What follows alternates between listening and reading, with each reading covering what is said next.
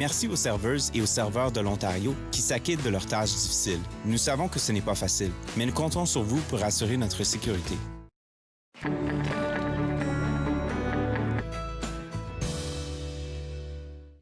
Bonjour et bienvenue à Entre nous exclusivement sur les ondes de TV Rogers. Je suis Claude Andrea Boni. Je me ferai un réel plaisir de passer la prochaine demi-heure avec vous. Aujourd'hui à l'émission, on va parler avec notre expert en sécurité informatique, Jean-François Souriol. Avec lui, il sera question de la supervision de nos jeunes sur le web. On va aussi discuter avec un représentant du Conseil de la coopération de l'Ontario. On va parler de toutes les activités virtuelles qu'ils offrent en ce moment. Et tout de suite, pour commencer, j'ai la chance de m'entretenir avec Karine Perron, qui est auteure et en fait qui nous fait découvrir la vie, je vais dire, tumultueuse de Florence, qui est, je vais dire, le personnage principal de son roman. Karine, avant de parler du roman, j'aimerais que tu partages en fait ce désir-là que tu avais d'écrire. Apparemment, ça te vient de loin. Oui, bonjour Claude. Merci Allô? de m'accueillir à votre émission. Oui, dans le fond, je pense comme la plupart des gens qui écrivent, ça vient, en tout cas, moi, ça vient de vraiment quand j'étais très, très jeune.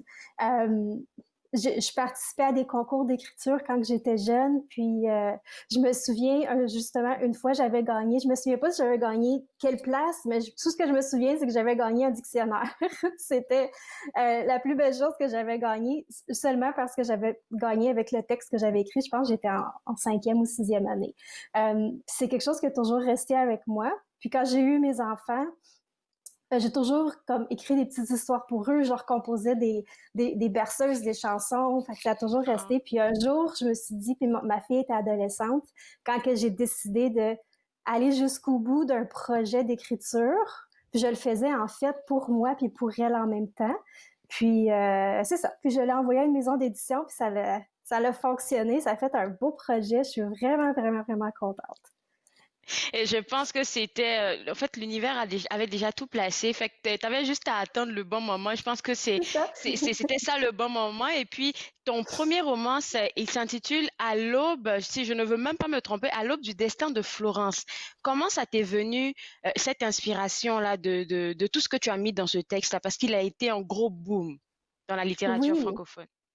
oui. Ben en fait, c'est vraiment comme je lis ici. Ça, c'est le premier. Euh, En fait, comme j'ai dit, c'était vraiment, je le faisais a priori pour écrire une histoire pour ma fille qui avait 14 ans à l'époque. Puis je voulais aborder un petit peu tous les sujets qui pouvaient toucher les adolescents. Puis c'est sûr qu'en ayant des adolescents à la maison, mais ça me faisait ressortir mes histoires à moi, tu sais, que j'avais vécues à l'adolescence, puis les choses que j'avais envie de parler, puis de toucher. Puis je sais combien que l'adolescence, souvent c'est difficile parce qu'on a l'impression d'être seul au monde, on a l'impression d'être Ouais. les seuls à vivre cette anxiété, ce stress, les peurs qu'on a. Puis c'est ça. Fait que j'ai beaucoup utilisé dans le livre des souvenirs que moi j'avais quand j'étais jeune. Puis c'est ça. Fait que je me suis vraiment servi de tout simplement des souvenirs que j'avais. Puis j'avais envie aussi de faire de Florence une jeune fille comme très ordinaire, qui vit, oui, des difficultés, mais qui vit aussi des événements extraordinaires dans sa vie. Tu sais, Florence, elle a quand même des dons spéciaux qu'on découvre à travers le livre. Puis ça, pour moi, c'est important parce que tout le monde est spécial, tout le monde a des dons spéciaux dans la vie. Fait que mettre Florence spéciale, euh, ce que je veux, c'est que, dans le fond, le lecteur, quand il lit, qu'il sente qu'eux aussi, ils ont un don spécial que les autres ont pas. Fait que le côté unique de Florence, mais tout le monde l'a, dans le fond, ce côté unique-là. Je sens beaucoup d'émotions dans qu'est-ce que tu nous transmets en ce moment-là. Et puis, ça me fait penser que, oui, j'ai vu un peu les différentes thématiques que tu traites dans le livre de Florence. Tu parles de l'adolescence, c'est évident. Mais la plupart des auteurs, en tout cas pour moi, jeunesse que j'ai réussi à avoir sur le plateau jusqu'à date, ils ressortent des thématiques comme la résilience, la confiance en soi pour les adolescents. Mais toi, tu parles plutôt de thématiques, je vais dire, assez sensibles. Tu sais, un peu comme l'intimidation, l'anxiété. C'est des choses qu'ils vivent continuellement, les adolescents, mais dans les livres, on leur apprend plutôt à, je vais dire, surmonter ça, mais pas à vraiment faire face, je vais dire, à prendre conscience même du problème avant d'aller à l'étape 2 qui est le surmonter ou la surmonter. Mhm. Puis, je pense que c'est ça aussi, dans le tome 2, euh, quand je me suis décidée à faire le tome 2, je me suis aussi beaucoup été vers ça parce que, dans le fond, le tome 2, ça commence que Florence a la chance unique de pouvoir revivre le moment qu'elle a vécu dans le tome 1 qui a été quand même assez catastrophique. Donc, c'est de se mettre dans la peau aussi de Florence, de dire, OK, maintenant, tu sais qu'est-ce qui peut arriver, tu sais les événements qui s'en viennent, tu sais les résultats que ça peut donner. Donc, elle a la chance de pouvoir peut-être changer sa façon de voir les choses, sa façon d'agir avec les autres, de réagir face aux problèmes. Puis on voit que oui, c'est sûr qu'en changeant notre façon de voir, notre façon d'agir, ben c'est sûr et certain que les situations, ils vont avoir une tournure complètement différente. Donc, c'est peut-être le côté résilience est peut-être plus dans le tome 2, justement, parce que là, elle sait que oui, la difficulté est là, mais elle sait qu'il y a un soleil à l'autre bout. Elle sait Ouais. qu'elle a des véritables amis qui s'en viennent, tout ça.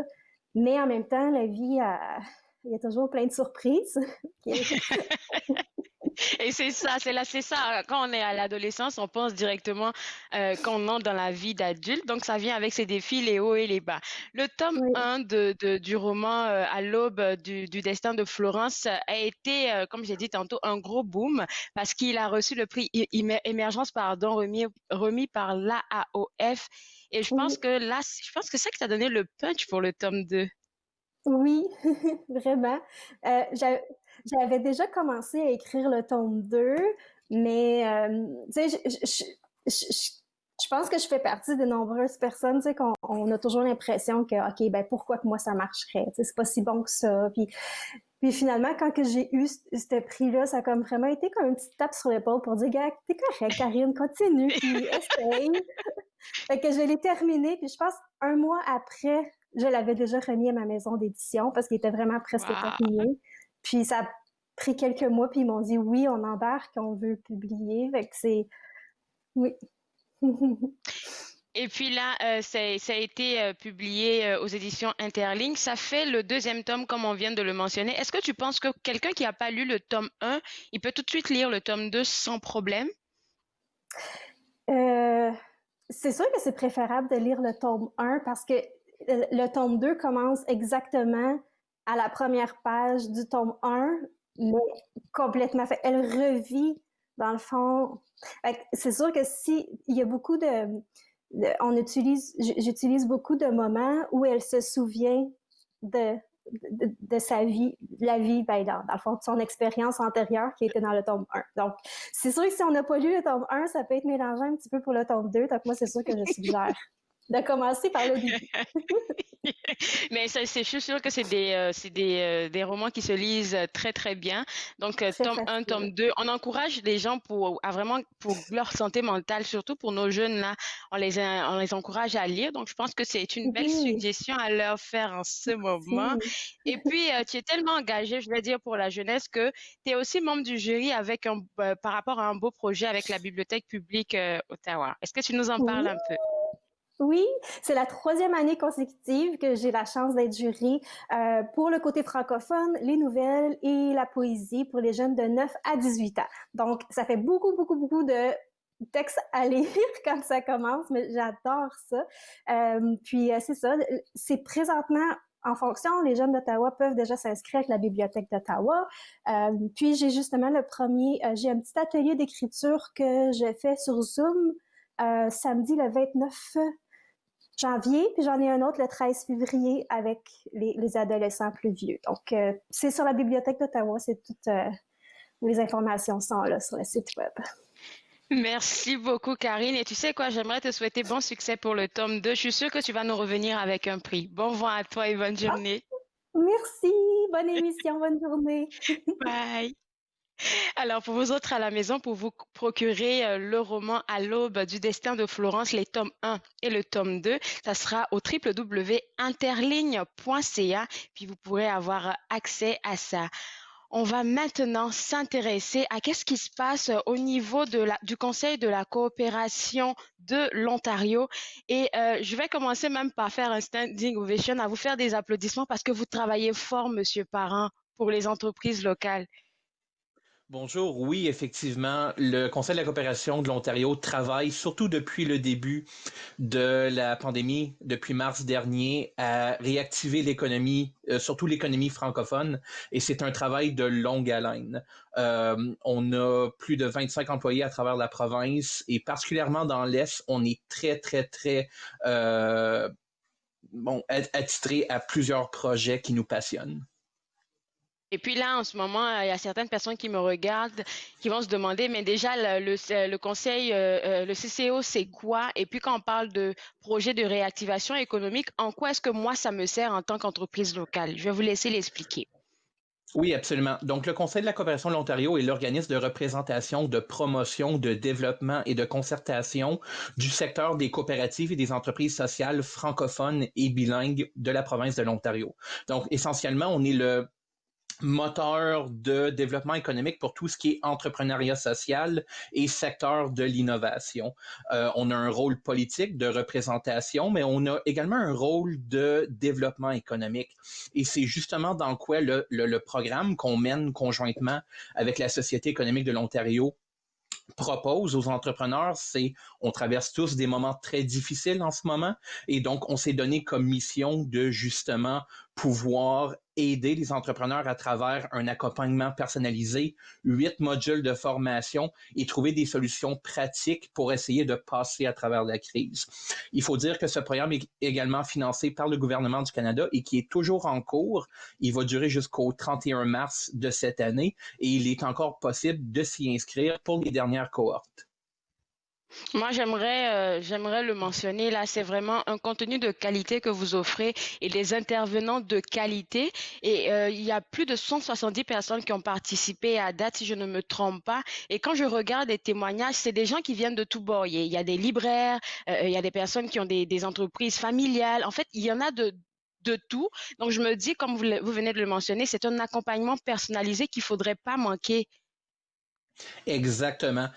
S'il y a une chose qui peut être transmise ou qui est un grand apprentissage dans le cadre de ce programme, c'est le fait qu'il y a vraiment une variété dans les horizons, hein, la diversité des gens qui soit veulent se lancer en affaires ou qui ont besoin justement d'un accompagnement supplémentaire. On passe à travers des moments charnières de notre histoire économique et on se doit de préserver les acquis sociaux, économiques et culturels de la communauté francophone. Et donc, pour faire vivre cette francophonie économique, on se doit de justement mettre une approche personnalisée et nos agents de développement, nos agents principaux sont très forts à faire cet accompagnement-là personnalisé en utilisant l'outil Growth Wheel notamment et en donnant des conseils qui vont impacter justement la vie des entrepreneurs et qui vont augmenter le degré de chance de préservation de ces acquis. Alors, quand on parle de ce programme-là, le programme de réactivation économique en partenariat avec le SCO, comment est-ce que moi, en tant qu'entreprise qui veut participer, pardon, à ça, je m'y prends pour être je vais dire, dans le bain de tous ceux qui vont participer? Ah, la première chose que je recommanderais, c'est d'aller visiter notre site web au www.cco.coop ou encore d'aller visiter le site même du programme à réactivation.ca. Et donc, vous allez avoir de l'information pratique sur les profils recherchés, le processus pour s'enregistrer à participer aux cohortes, qu'est-ce que ça requiert en termes de temps. Habituellement, il y a un volet formation qui est sur 2 semaines environ et il y a un volet accompagnement avec un des agents qui est le mieux affilié soit à la région dont vous êtes, si vous êtes localisé par exemple dans l'Est ontarien ou le sud de la province, et également les types de profils qui sont recherchés. Donc, absolument. Le premier point de contact, c'est vraiment notre site web. Et des fois, il y a de l'information sporadique qui vient également sur nos réseaux sociaux. Donc, j'encourage fortement les entrepreneurs à suivre le CCO sur Facebook, Twitter et notre compte YouTube également. Je vais me mettre en avant parce qu'il y a un programme qui, moi, m'intéresse là-bas. Je vais parler pour les femmes, au nom des femmes. Il y a un service d'accompagnement de projets entrepreneurial qui s'appelle Et si on se lançait en entreprise qui est vraiment exclusive aux femmes qui veulent se lancer en affaires. C'est un bijou, ça. C'est exact. Et c'est du fait justement de la multiplication des besoins et de tous les effets engendrés par la crise. En fait, on se rend compte qu'il y a énormément de besoins à soutenir certaines catégories spécifiques d'entrepreneuriat émergent. Et donc, c'est parti d'un besoin, littéralement. Tous les programmes du CCO, en fait, c'est le cas. Ça part vraiment de qu'est-ce qu'on constate sur le terrain et comment est-ce qu'on peut transformer ça en programme qui a un bénéfice pour la communauté et pour les entrepreneurs francophones de la province. Vous n'oubliez pas aussi la jeunesse. La jeunesse aussi, elle est incluse dans je vais dire, dans vos différents programmes. Comment ne pas oublier la jeunesse? C'est en fait la prochaine génération d'entrepreneurs. Et donc, le CCO, depuis l'année dernière, depuis 2019, a mis en place, grâce à l'initiative Service Jeunesse Canada, un programme spécifique pour si on veut introduire la jeunesse au concept de l'engagement communautaire, de la participation citoyenne, de l'entrepreneuriat social. Cette année, le tout se passe au mois de février et on vient juste de recevoir la nouvelle tout récemment qu'il y a possiblement une extension du programme. Plus de détails à venir sur nos réseaux sociaux éventuellement. Juste 2 minutes, je suis vraiment triste, mais je suis sûre qu'on se revoit pour le mois de février parce que vous préparez les nocturnes, c'est un événement nocturne du CCO. Est-ce qu'on peut en savoir un tout petit peu sur qu'est-ce qui va se passer avec cet Absolument. événement? Donc, depuis environ 2 ans, le CCO fait régulièrement des soirées thématiques de débats qui sont disponibles en ligne et gratuitement à travers soit notre compte YouTube ou en direct sur notre Facebook. Et c'est l'occasion de traiter de sujets de société en matière d'économie, de débats sociaux. On invite souvent des spécialistes ou des personnes qui ont des expériences vécues à venir témoigner et à débattre d'enjeux qui concernent spécifiquement les communautés francophones en situation minoritaire à travers la province. Donc, ça peut porter, par exemple, sur la santé, l'éducation, l'immigration, l'entrepreneuriat. Il y a une variété de sujets. Et tout est disponible sur notre compte YouTube également. Pour l'année qui s'en vient, on compte faire 3 éditions au mois de mars, en été et à l'automne 2021. Et donc, pour l'annonce des futurs événements, les nocturnes du CCO, qui se déroulent souvent en soirée, restez à l'affût sur nos réseaux sociaux. On va les annoncer très bientôt. Écoutez, merci beaucoup, Monsieur Parent. Et puis, j'ai bien hâte de vous parler en février pour avoir plus d'informations sur tous ces programmes-là. Bonne journée. Bonne journée également.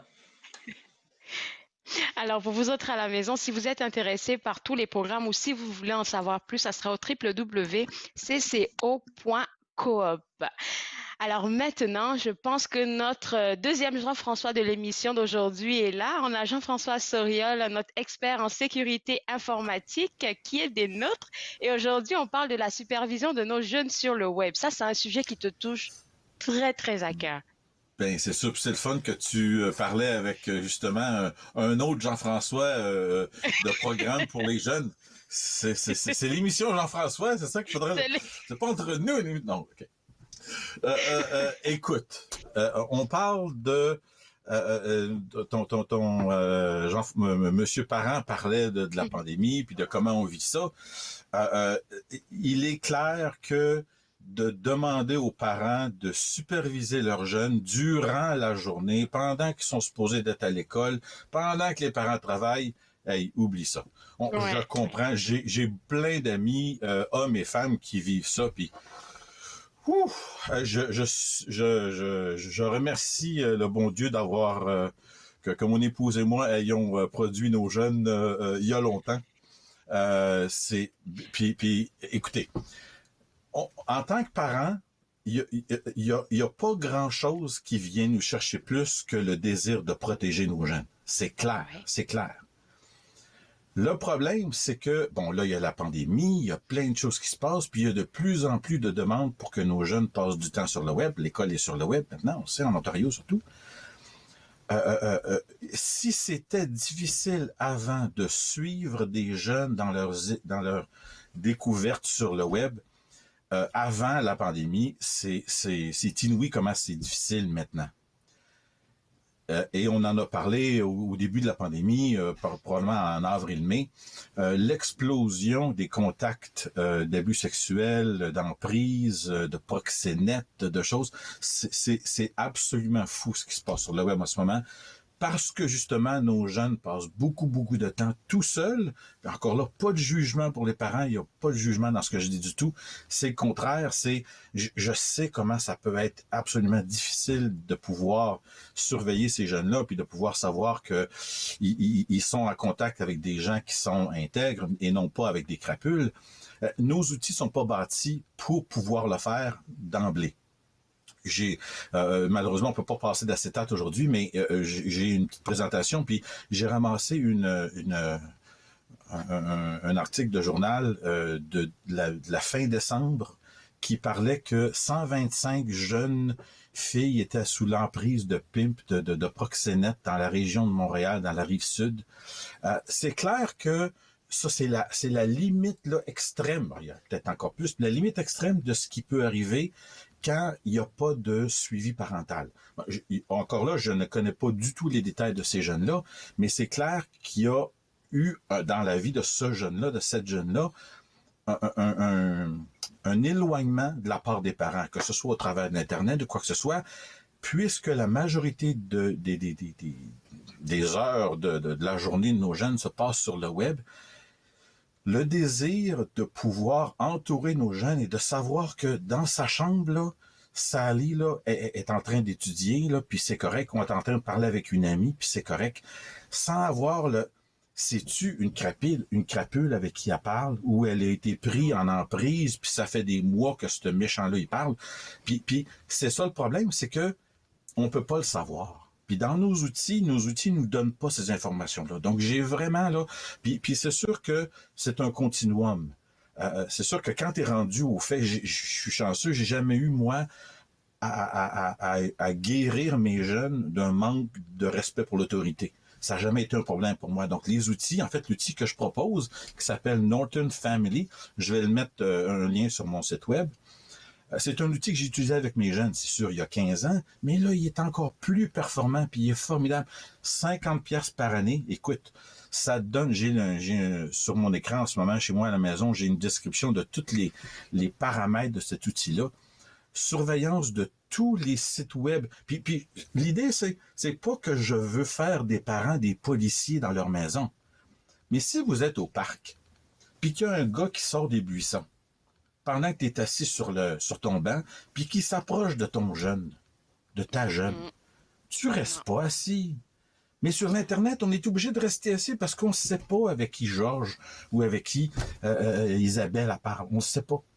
Mais avec l'outil Online Family, avec Norton Family, ça permet de voir les sites web, tous les vidéos qu'ils ont vues, le temps d'utilisation. Il y a même un mode, un mode école qu'ils ont inventé depuis la pandémie qui permet à un parent, c'est correct, regarde là, quand tu as 8 ans, puis que tu es sur l'Internet, puis tu es supposé faire du travail, puis maman elle sort de la place ou papa sort parce qu'il y a du travail à faire, puis tu es 1 heure tout seul.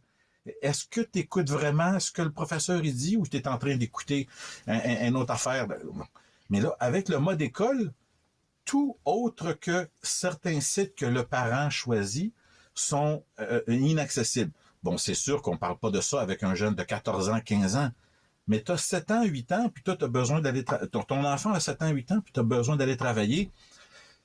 C'est ça l'idée. C'est un rapport qui t'arrive à tous les mois, à toutes les semaines pour te dire qu'est-ce qui est arrivé. Je dois vous dire, là, cet outil-là, je reconnais cet outil-là comme étant probablement une des raisons premières de la relation que j'ai avec mon fils, qui a 26 ans, qui est autiste, mais dans ses balbutiements, là, lorsqu'il avait 12 ans, il y avait des comportements, là, mais j'en aurais jamais eu vent, j'aurais jamais su avec qui il parlait, qu'est-ce qu'il faisait, sans avoir ce rapport-là qui m'a permis d'avoir des conversations avec mon jeune m'a permis d'avoir... C'est un continuum, comme on dit. Donc, c'est sûr que j'ai été chanceux d'avoir cet outil-là, puis de le prendre au début, puis de pouvoir parler avec mes jeunes, puis ça c'est devenu quelque chose de famille.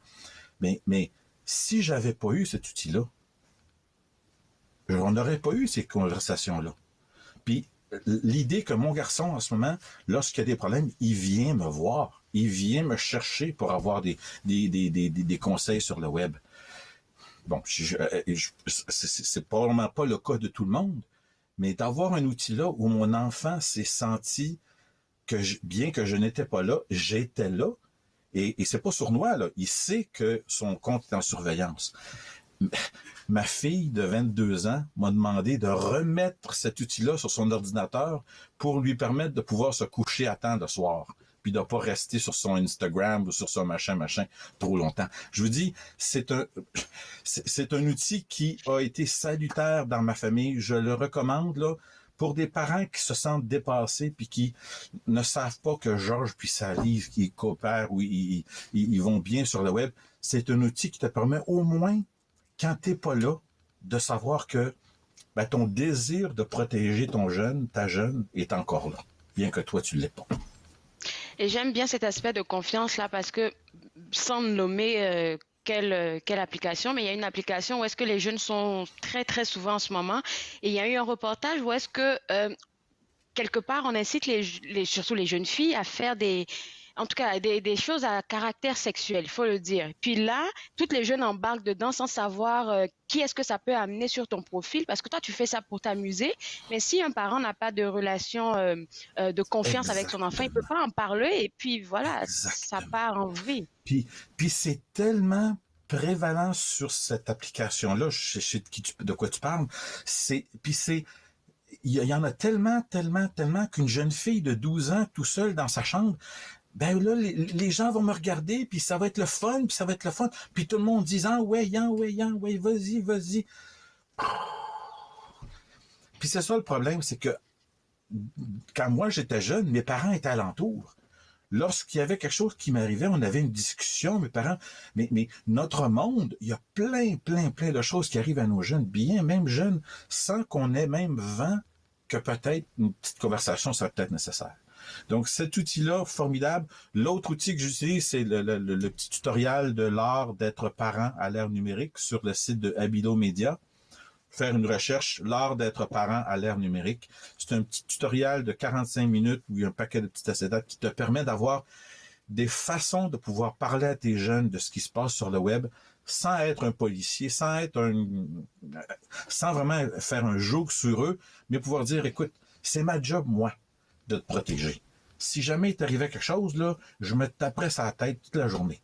J'ai besoin de pouvoir faire des choses. C'est sûr que, comme tu dis, ça prend une confiance, ça prend une coopération. Puis ça commence pas à 15 ans. Ça commence quand ils ont... Ça commence très tôt. Ça commence très tôt. Merci beaucoup, Jeff, pour ces informations. Et comme tu l'as dit, tu vas déposer les slides sur ton site web. Donc, on va inviter les gens à aller jeter un coup d'œil. Bon week-end à toi et puis au plaisir de se voir une prochaine fois. Toi aussi. Bye bye. Merci. Bye. Alors, pour vous autres à la maison, pour avoir accès à notre expert en sécurité informatique, surtout pour vous les parents, je vous inviterai à aller voir ces outils gratuitement au www.securitydf.com. Moi, je me suis fait le plaisir de passer ces demi-heures avec vous. Je vous souhaite un excellent week-end et on sera de retour lundi à partir de 11h en live et on va parler avec un représentant de l'hôpital Montfort avec laquelle il sera sujet question des cliniques de soins et de dépistage. Faites-nous part de vos commentaires en composant le 613-521-2323 par courriel sur Facebook et Twitter.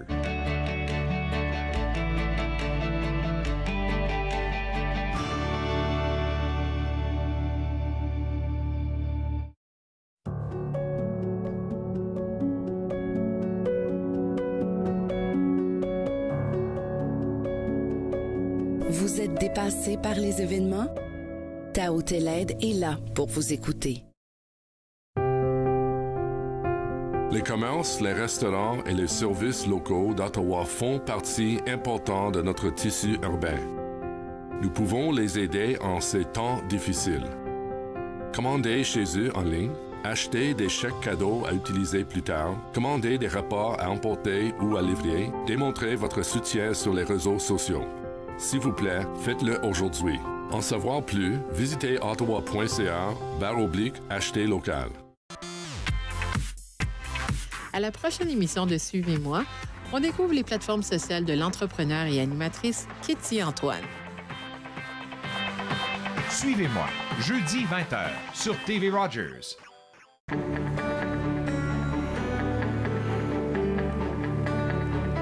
Vous regardez TV Rogers, Ottawa.